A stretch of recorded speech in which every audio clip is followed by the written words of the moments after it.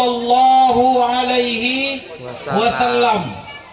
Saya malam ini sangat-sangat terharu dan berbangga hati. Kenapa? Begitu saya sampai di rumah Tulang Sitorus, mobil saya parkir, panitia sudah datang menunggu. Turun dari mobil, mandi dengan cepat-cepat, langsung sholat isya, Bu. Selepas sholat isya diajak makan. Cuman sayangnya ibu-ibu nggak nampak tadi saya waktu makan. Luar biasa, Bu. Masakan orang Siarang-Arang ini tidak akan bisa saya lupakan sampai akhir hayat. Enak, nikmat, luar biasa. Mudah-mudahan segenap panitia Isra dan Mikraj oleh Allah malam ini Allah berikan umur yang panjang, amin. Dikuatkan iman, amin. Dikuatkan beribadah, amin. Menjadi orang-orang yang dimuliakan Allah dunia dan akhirat, amin ya rabbal alamin. Kemudian selanjutnya kepada ibu-ibu, bapak-bapak, remaja dan remajawati. Selanjutnya yang mulia kepada seluruh para ulama, guru-guru saya, cerdik pandai, tokoh agama dan tokoh masyarakat. Sebelum saya ceramah, sangat terharu sambutan yang sudah memberikan ceramah luar biasa. Sambutan panitia top chair, mantap. Ayo tepuk tangan buat panitia. Sambutan pemuka agama, mantap. Tepuk tangan. Sambutan muka masyarakat, luar biasa, tepuk tangan. Bu, ibu, yang tiga ini saja kalau sudah kita simpan di dalam hati kita, insya Allah Isra dan Mikraj kita ini pasti ke depannya akan membawa kita masyarakat Siarang-Arang ini menjadi masyarakat yang bersatu, masyarakat yang kompak, masyarakat yang saling cinta mencintai di antaranya. Amin ya rabbal alamin. Kalau kita mau bersatu, disinilah tempatnya. Kalau kita mau kompak, disinilah tempatnya. Kenapa? Masyarakat Siarang-Arang ini bukan hanya diisi dengan orang Jawa, benar? Masyarakat Siarang-Arang bukan saja diisi dengan orang-orang Mandailing, betul? Bukan. Umat yang berbahagia dunia akhirat. Al-jama'atu rahmah wal firqatul ajab. Orang yang bersatu, orang yang kompak, itu yang Allah berikan rahmat. Nih semua orang-orang yang Allah berikan rahmatnya. Amin. Kok 5 kali, Pak? Amin. Ini semua orang-orang yang cinta kepada kebersamaan. Ini orang-orang yang cinta dengan kesatuan. Amin. Kalau kita cinta kebersamaan, cinta terhadap persatuan, maka rahmat Allah turunkan kepada kita. Amin ya rabbal alamin. Bu, ini dakwahnya panjang apa pendek? Panjang. Apanya yang panjang? Panjang apaan? Pak, saya kemana saja dakwah itu kalau mau panjang syaratnya ada 2. Pertama, Bu, jangan ada yang pulang sebelum saya selesai doa. Kalau ada yang pulang, awas, aku ikuti dari belakang. Ya Bu. Yang kedua, saya bisa tahan lama ceramah di sini kalau Bapak setuju dakwah saya malam ini batasnya sampai selesai. Bu, Ibu, aku ada cerita. Mau dengar? Dulu ada orang anaknya sakit, bertahun-tahun sakit, Pak, nggak sembuh-sembuh. Akhirnya mondar-mandir dibawa berobat kemana-mana. Toh juga belum sembuh. Karena semua dokter sudah didatangi, semua bidan sudah didatangi, toh juga si anak belum sembuh. Suatu saat istrinya ngomong sama suaminya, "Bu," kata istrinya, "Mas, iya, ini kan anak kita sakit sudah lama." "Iya, terus kan kita sudah berobat ke mana-mana, anak tetap sakit." "Iya, bagaimana kalau kita ada najar, Mas?" "Najarnya apa?" "Kalau ini anak kita sembuh, begitu ia sembuh, kita tangkap tangan setan." Bu, setan tahu setan, Bu? Tolong tunduklah, jangan nengok aku. Tahu Ustadz pula yang ditengok. Ini Syahrulkan. Nasi goreng makan di taman, Ustadz ganteng mirip Syahrulkan. Ibu-ibu yang di belakang katanya perasaan di lo. Ternyata najarnya mantap, anaknya sembuh. Begitu si anak sembuh, nih laki bini bingung bagaimana cara nangkap tangan setan. Namanya setan kan Pak, jangankan tangannya, badannya aja nggak kelihatan, betul. Akhirnya laki bini berangkat ke rumah seorang kiai. "Assalamualaikum Pak Kiai." "Waalaikumsalam." "Ini ngopo?" Berketepatan kiainya Jawa. "Begini Pak Kiai." "Ya, beberapa bulan yang lalu anak kami sakit. Terus? Lalu kemudian kami bernajar." "Iya." "Najar kami kalau anak kami sembuh, kami menangkap tangan setan. Ternyata anak kami sembuh Pak Kiai. Sekarang kami bingung bagaimana cara nangkap tangan setan."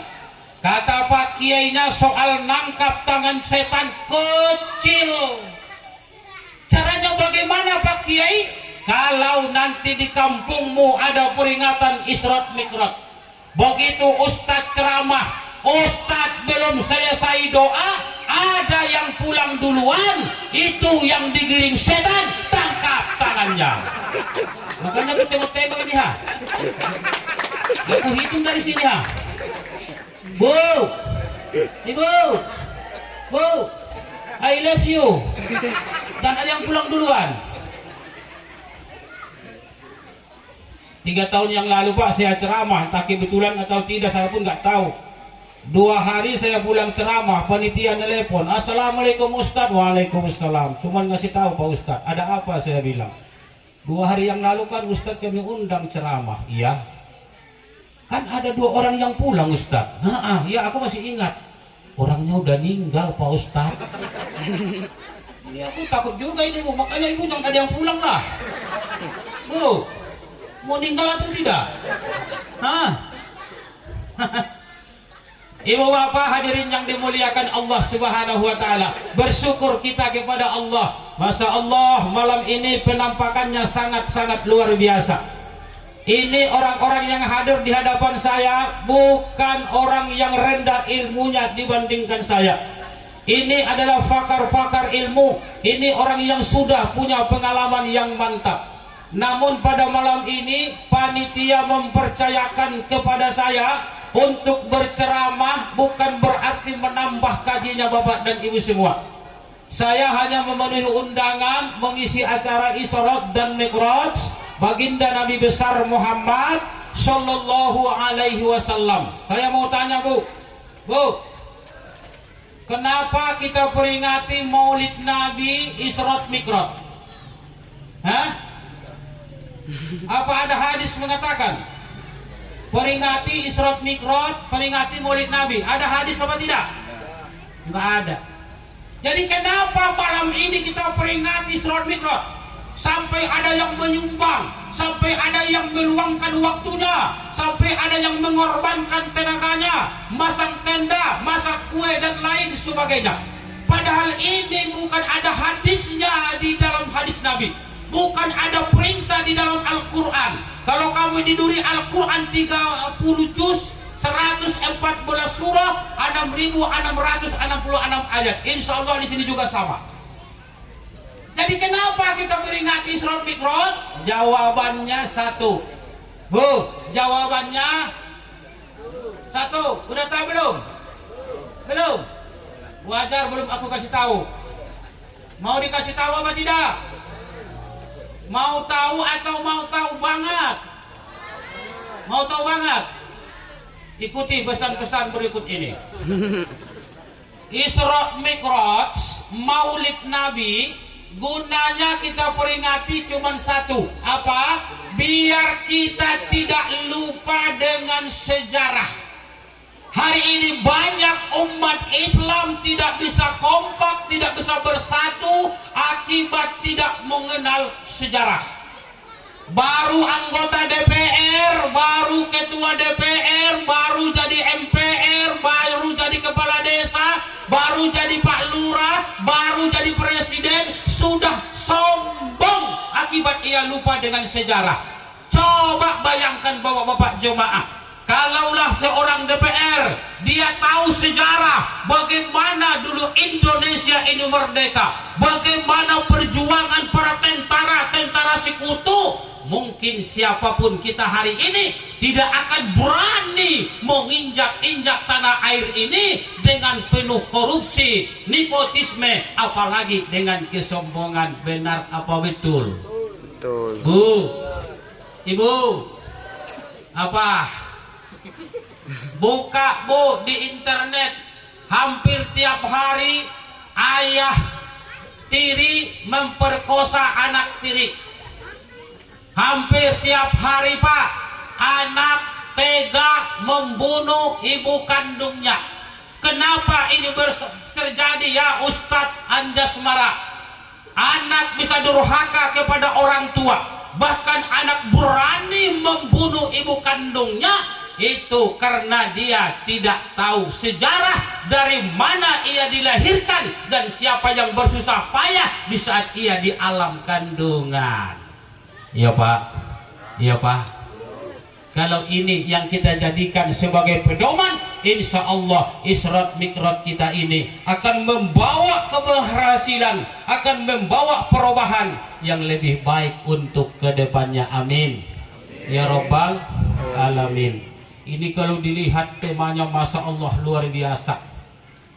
Dengan tema meningkatkan persatuan dan kesatuan dalam berbuat kebaikan. Jadi mengingat menimbang temanya yang begini mantap, saya tidak bercerita soal sejarah. Ya Pak, saya tidak menceritakan soal sejarah bagaimana baginda Nabi Isra dan Mi'raj. Tapi yang penting malam ini saya sampaikan, yang pertama adalah untuk memantapkan iman, kepercayaan kita kepada Allah dan segala kebesarannya. Kenapa ini yang menjadi tema pertama buat saya? Tidak ada orang yang percaya dengan Isra Mi'raj terkecuali orang beriman. Benar. Tidak ada orang yang yakin dengan kejadian Isra dan Mi'raj terkecuali orang beriman. Benar.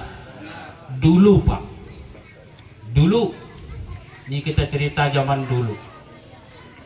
Bu, ibu, Rasulullah selesai Isra Mi'raj sampai ke Mekah, cerita sama teman-temannya.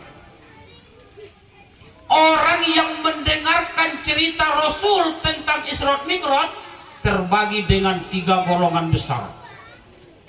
Ada satu golongan manusia, begitu mendengar Rasul sudah melaksanakan Isra dan Mi'raj, kembali menjadi murtad. Dahulu sebelum Rasul cerita, dia sudah ikut agamanya Rasul. Rasul sholat, dia sholat. Rasul puasa, dia puasa. Rasul ibadah, dia ibadah. Rasul berbuat baik, dia pun ikut berbuat baik. Rasul menyembah kepada Allah, dia pun ikut menyembah kepada Allah. Tapi begitu Rasul cerita soal peristiwa Isra Mi'raj yang dia tempuh dengan waktu yang sangat-sangat singkat, nih orang yang dulu pengikutnya Nabi Muhammad berbalik ke belakang, keluar dari agamanya Rasul, kembali kepada agama Nasrani. Yo Pak. Yo Pak. Satu. Golongan kedua ini yang paling dahsyat. Begitu Rasul cerita, saudara-saudara, tadi malam saya Isra dan Mi'raj. Kemana? Ke langit yang ketujuh. Terus kemana lagi? Sampai ke Sidratil Muntaha. Dari mana engkau berjalan? Mulai dari Masjidil Haram ke Palestina, dari Palestina naik ke langit yang pertama, kedua sampai yang ketujuh. Terus kemudian saya naik sampai ke Sidratil Muntaha.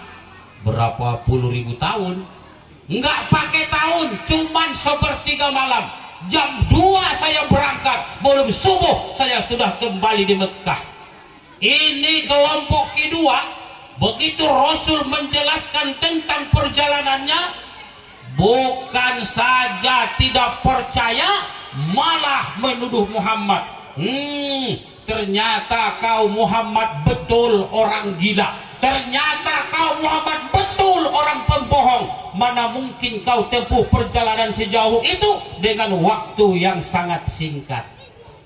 Bu, kira-kira itu rombongan siapa ya? Ada yang tahu nggak? Ada yang tahu nggak? Rombongan Abu Jahal. Rombongan Abu Lahab. Rombongan Abu Jalan. Abu Jalan, Abu Piring, Abu Gosok, dan Abu-abu lainnya.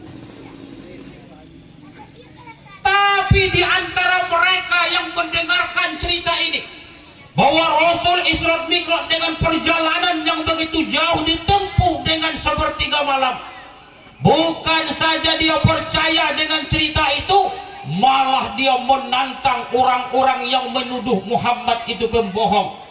Apa katanya? Siapa tadi yang mengatakan bahwa Muhammad itu sudah gila? Siapa tadi yang mengatakan bahwa Muhammad itu pembohong? Mana orangnya? Saya tebas batang lehernya. Rombongan siapa Pak? Abu Bakar. Sebelum Isra Mi'raj Rasulullah Pak, Abu Bakar cuman namanya Abu Bakar doang. Tapi karena dia mempercayai sejarah Isra Mi'raj perjalanannya Rasul, maka namanya pun langsung ditambah menjadi Abu Bakar As-Siddiq. Ini semua golongan Abu Bakar. Amin. Ini Abu Bakar semua ini. Amin ya Rabbal. Bu Bakar. Bu Abu Piring. Yang benar lah Bu. Ini semua golongan-golongan Abu Bakar. Amin ya Rabbal alamin. Kalau kita bicara soal iman Pak, kalau kita bicara soal iman, kita beberapa tahun ini sudah diuji imannya. Adakah kita beriman kepada Allah dengan sepenuh keyakinan, atau iman kita hanya sekedar di lisan? Kalau iman sekadar di lisan, ini belum sempurna keislamannya.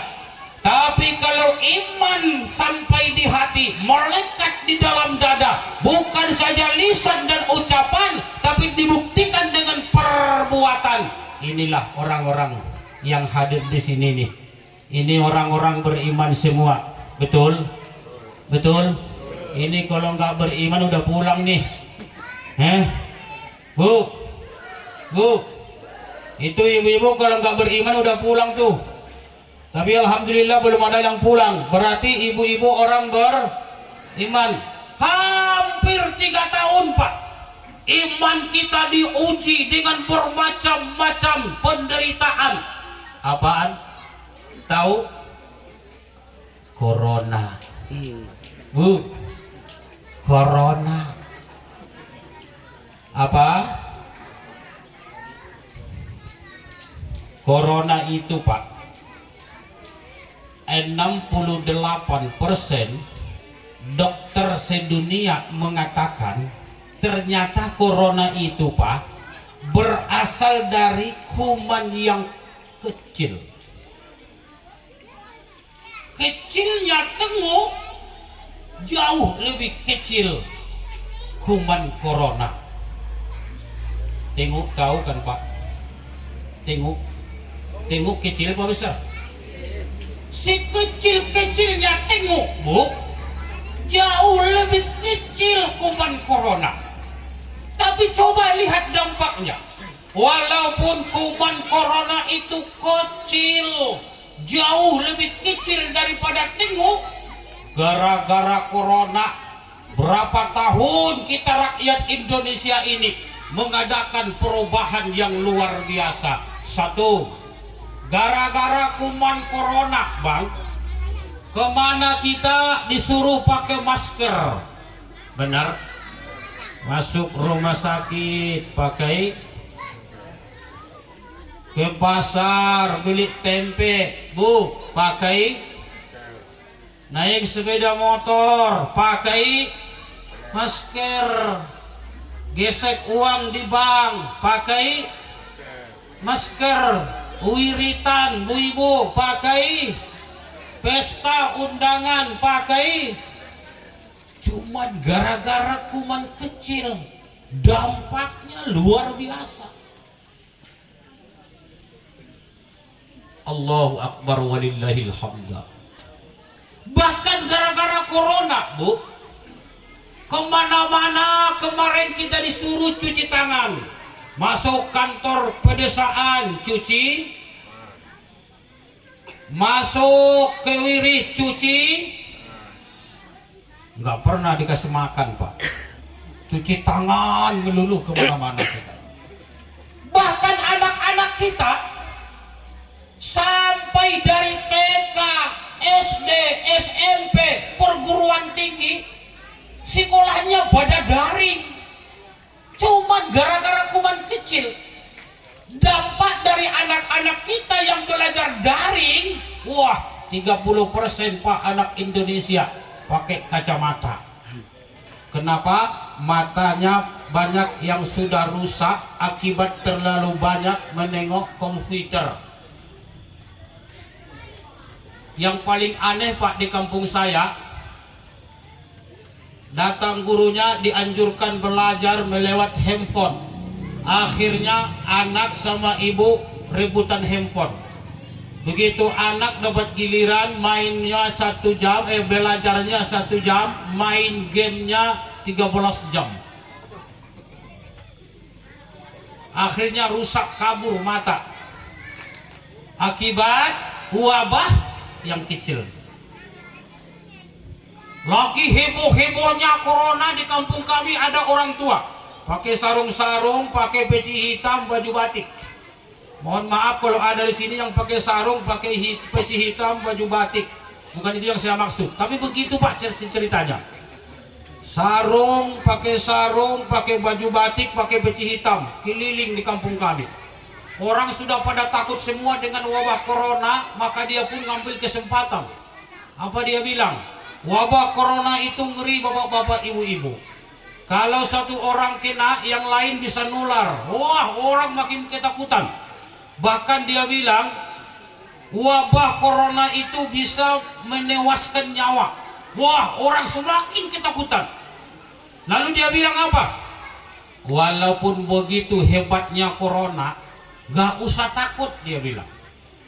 Si hebat-hebatnya corona itu ada tangkalnya. Apa tangkalnya Pak? Nah, kalau kalian ingin selamat dari corona, besok pagi ambil 1 butir telur, rebus. 1 orang makan telur yang direbus. Tiap hari 1 butir, tiap hari 1 butir, tiap hari 1 butir. 3 bulan masyarakat sekampung mengamalkannya Bu. Tiba-tiba timbul cerita yang paling geger daripada corona. Apa itu? Nenek-nenek 65 tahun, sudah 13 tahun gak hamil, tiba-tiba positif Pak. Aku nggak tahu lah gara-gara telur atau gara-gara corona. Kalau kita berangkat dari wabah corona, kita sambungkan dengan yang kita peringati pada malam hari ini, tidak ada bedanya inilah yang Allah katakan di dalam Al-Quran, orang beriman harus diuji keimanannya. Jangan dia berkata aku beriman kepada Allah, aku beriman kepada Rasul, sebelum dia selamat dari ujian-ujian imannya. Tapi kalau ini yang hadir semua, Masya Allah, orang-orang yang sudah mantap imannya. Amin ya Robbal. Apalagi di sini ku tengok udah banyak yang peci putih, berarti udah banyak yang ke Mekah ya Pak. Udah ya, udah umroh banyak Pak ya. Bu, sudah umroh Ibu? Kenapa belum? Nggak ada uang, nggak ada uang. Mau biar ku kasih tahu syaratnya. Insya Allah uangnya nanti gampang. Mau Bu? Selesai Isra Mi'raj, nanti pulang ke rumah, ambil air wudu, buka Al-Quran. Di dalam Quran ada surah Al-Hajj. Buka, baca habis sholat subuh. 3 bulan Ibu amalkan, belum berangkat, tambah lagi 1 surat di Al-Quran namanya surat Ibrahim. Tiap habis sholat subuh baca. Kalau itu sudah dibaca belum juga berangkat, masuk kepada surat-surat yang lain. Di antaranya surat tanah, surat rumah, surat mobil, ladang dan sebagainya. Insya Allah cepat berangkat. Amin ya Rabbal Alamin. Saya alhamdulillah umur 9 tahun sudah naik haji. Sudah naik haji Pak. Karena berketepatan pada waktu itu kakek saya lagi pegal-pegal badannya. Jadi saya disuruh naik ke atas punggungnya, ya naik haji. Karena kakek saya udah haji waktu itu. Bapak Ibu hadirin yang dimuliakan Allah Subhanahu wa taala. Nah, bicara soal meningkatkan persatuan, bicara soal meningkatkan kebaikan, 2 yang harus kita permantap. 1 Isra, 2 Mi'raj. Hanya ini Pak yang saya sampaikan. Kalau ini bisa 2 menit, insya Allah 2 menit kita pulang. Kalau umpamanya 5 jam, kira-kira Ibu tahan nggak? Bu, 5 jam sanggup? Sanggup? Aku nggak kuat. Jadi yang sanggup Bu tetap di sini, nanti kami pulang duluan ya. Isra, Masjidil Haram, Palestina. Istilah dalam ilmu Quran, Isra adalah alam nasut, alam kemanusiaan. Siapapun kita bisa melewati di alam ini. Masjidil Haram Palestina, alamun nasut, alam ketuhanan. Inilah yang ditempuh baginda Nabi sebelum beliau mikrot ke langit yang pertama sampai ke 7, sampai ke Sidratil Muntaha. Timbul pertanyaan di dalam hati kita, ya Ustadz Sahrul Khan, mengapa Rasul Isra dulu baru mikrot? Apa sih tujuan Isra? Ternyata Nabi Muhammad sallallahu alaihi wasallam ditegur oleh Allah, diberikan pengajaran oleh Allah.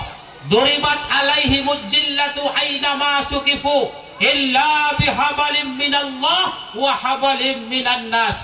Dimanapun manusia itu berada, apakah ia tinggal di kota, apakah dia tinggal di desa, apakah dia tinggal di atas laut, dia akan ditimpakan dengan kehinaan, dia akan ditimpakan dengan penderitaan dan kesengsaraan, terkecuali ia berpegang dengan 2 golongan. Golongan yang pertama, mantap habalum minallahnya, mantap hubungannya kepada Allah. Golongan kedua, mantap hubungan dengan sesama. Pak, sekarang kita bahas dulu habalum minannas, nanti baru habalum minallah. Saya tanya dulu Bapak, saya kalau ceramah Pak banyak bertanya. Saya takut, capek saya ceramah, maknanya Bapak gak nyambung. Makanya saya suka dialog Pak kalau ceramah. Pak, kira-kira kita ini, maukah kita habalum minan nas kita mantap? Mau? Mohon maaf Pak, baru 3,5 orang, tanggung ngasih taunya Pak. 7 tahun ilmu ini saya ambil di pesantren. Saya tanya lagi, maukah kita habalum minan nas kita ini mantap? Mau. Alhamdulillah. Ibu-ibu, Bu, maukah kita ibu habalum minan nas kita mantap? Hubungan sesama kita mantap, mau? Kalau mau, hindarkan 4 hal kebakilan. Hindarkan 4 hal kebakilan. Bakhil itu bukan satu ternyata Pak. Kata baginda Nabi, yang namanya bakhil itu kikir. Yang namanya kikir sama dengan pelit. Pelit, kikir, bakhil itu bukan satu tapi 4. Apa yang pertama kikir? Kata baginda Nabi, ada kikir namanya kikir materi. Apa namanya Bu? Apa namanya? Kikir materi. Orang yang kikir materi, Mas, itu bentuknya seperti cangkol. Tahu cangkol? Hanya mikirkan untuk dia sendiri. Jangan kayak cangkol Bu. Kayak sodok juga jangan Pak. Gini terus. Itu bisa nanti di rumah jadi pergaduhan. Jangan ngasih terus. Jadi supaya kita mantap habalum minan nasnya, kayak ayunan. Bu, tahu ayunan? Kayak ayunan. Tetangga pesta ngasih 50.000. Buka amplop 50.000. Besok dia pesta kasih 55.000. Itu namanya berpastabikul khairat. Di masyarakat kalau sudah timbul pastabikul khairat, insya Allah kompak. Jelas? Jelas? Ini kadang-kadang bukan begitu. Begitu dia pesta, datang orang undangan, ditengok 50.000. Waduh, 50.000. Tengok besok dia pesta, aku kasih 45.000. Itu pastabikul syai'at. Kita ini harus berpastabikul khairat. Malah kadang-kadang Bu, kadang-kadang, tapi bukan di sini ya, di laut. Temannya nyumbang masjid. Berapa Wak sumbangannya? Cepet limpul. Cepet limpul? Iya. Aku aja 20.000. Udahlah Wak, mahal kali tuh cepet limpul buat masjid. Udah kayak aku aja lah 20.000. Bukannya berpastabikul khairat, malah nyurin orang berpastabikul syai'at. Bu, Ibu, kikir materi. Tadi saya terharu lagi waktu panitia menyampaikan ternyata peringatan Isra Mi'raj ini ada masyarakat yang menyumbang. Allahu Akbar walillahil hamdah.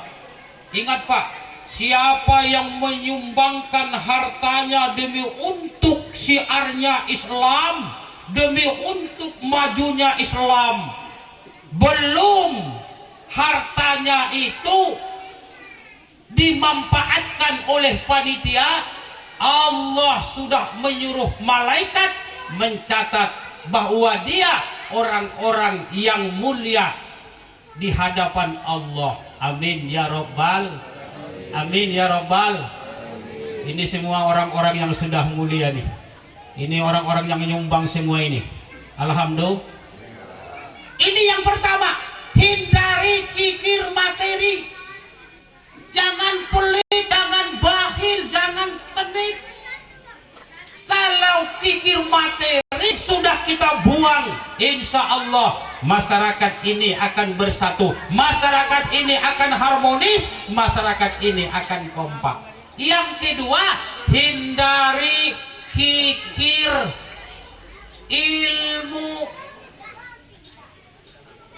Apa kikir ilmu Ustaz?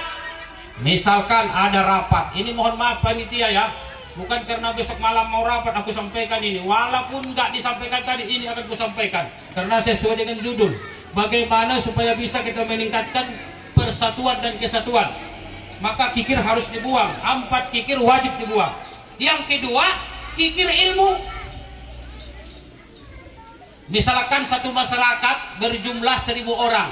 Di antara 1000 orang ada 2 orang yang bisa dikedepankan karena ilmunya, fatwanya, pendapatnya mantap. Begitu diadakan rapat, ini yang 2 orang gak mau hadir, bakhil dengan ilmunya. Begitu selesai rapat, dia ngomong di warung, wah iyo, jadi tadi malam rapat, jadi terus siapa ketuanya si anu? Allah, nggak ada itu. Memprotes orang dia bisa, tapi ketika ilmunya mau dimanfaatkan orang lain, dia mindir. Kikir ilmu. Bu, di situ ada yang mikir ilmu, Bu. Maju ke depan, maju ke depan. Jilbabnya udah lunas belum? Yang ketiga, hindari kikir waktu. Hindari kikir waktu. Ini yang hadir semua ini. Inilah orang-orang yang bukan kikir waktu. Sebab